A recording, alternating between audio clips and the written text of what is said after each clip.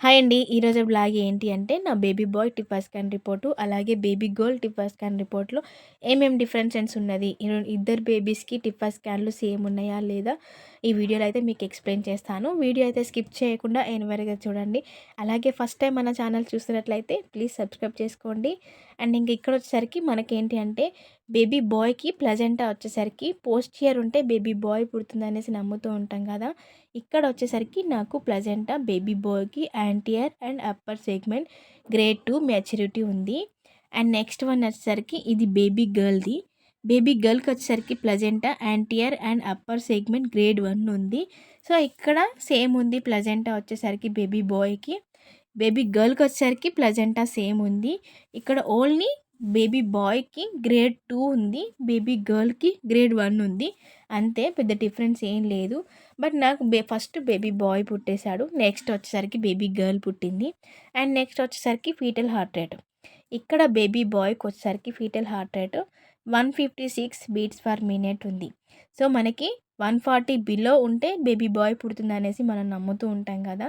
So ఇక్కడ వచ్చేసరికి నాకు 156 ఉంది బేబీ బాయ్కి.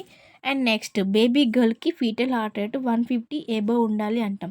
ఇక్కడ వచ్చేసరికి బేబీ గర్ల్కి foetal heart rate 152 beats per minute ఉంది. సో బేబీ బాయ్కి బేబీ గర్ల్కి 150 ఎబోవ్నే ఉంది foetal heart rate. So first baby boy, second baby girl పుట్టింది. సో నాకైతే ఇద్దరికి సేమ్ ఉన్నాయి. సో ఇది నాకు first baby boy, baby girl అయితే పుట్టేశారు. అండ్ ఇంకా ఇది బేబీ బాయ్ యొక్క TIFFA scan report. Cervix length మనకి 3 కంటే తక్కువగా ఉంటే సర్విక్స్ ప్రీమేచ్యూర్ బేబీస్ కానీ స్టిచ్చెస్ పడడం కానీ మనకి అలా జరుగుతూ ఉంటాయి. సో ఇక్కడ సర్విక్స్ లెంత్ వచ్చేసరికి నాకు 3.9 సెంటీమీటర్లు ఉంది. సో నార్మల్ సర్విక్స్ లెంత్ వచ్చేసరికి. బేబీ బాయ్ ఫీటల్ వెయిట్ వచ్చేసరికి 437 గ్రామ్స్. లైకర్ వచ్చేసరికి మనకు ఉమ్ము నీరు. సో ఇది నా ఏడీడీ డేట్. ఇవి వచ్చేసరికి బేబీ యొక్క బాడీ పార్ట్స్ మెజర్మెంట్స్.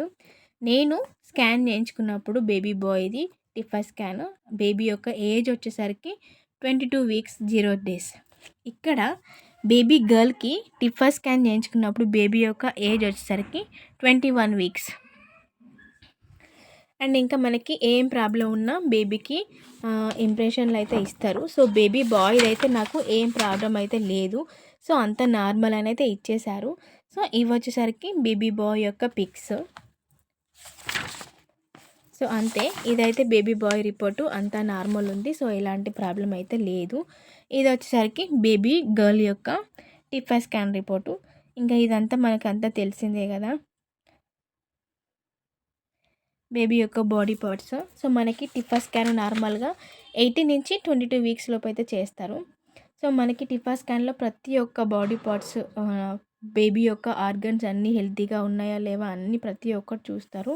అండ్ ఏమైనా ప్రాబ్లం ఉన్నా కూడా మనకి ఇంప్రెషన్లో మెన్షన్ చేస్తూ ఉంటారు. సో ఇక్కడ ఇంప్రెషన్ నాకు బేబీ గర్ల్కి నేను టిఫా స్కాన్ చేయించుకున్నప్పుడు అయితే suggestive of fetal small stomach bubble. So బేబీకి స్టమక్ బబుల్లో ఏదో ప్రాబ్లం ఉందనేసి మెన్షన్ చేశారు. బట్ బేబీ పుట్టిన తర్వాత అయితే ఎలాంటి ప్రాబ్లం లేదని చెప్పారు డాక్టర్లు అయితే. సో నా బేబీ అయితే హెల్తీగానే ఉంది ఇప్పటికీ. అది రిపోర్ట్స్లో కొంతమంది బేబీకి అలా చూపిస్తుందంట. అది ప్రెగ్నెన్సీ తర్వాత బేబీకి కొంతమందికి స్టిల్ అలానే ఆ ప్రాబ్లం కంటిన్యూ అవుతుంటుందంట. కొంతమంది బేబీస్కి మాత్రమే డెలివరీ అయిన తర్వాత ఇలా ఏమైనా చిన్న చిన్న ప్రాబ్లమ్స్ ఉంటే అవి పోతాయంట. సో నేనైతే లక్కీని, నా బేబీకి అయితే ఎలాంటి ప్రాబ్లం లేదు. ఇప్పటికైతే బాగానే ఉంది పాప. సో కంప్లీట్లీ ఇవి రెండు అయితే నా baby bye TIFFA scan report, baby girl TIFFA scan report already సపరేట్గా మన ఛానల్లో అప్లోడ్ చేశాను, ఒకసారి వెళ్ళి చూడండి.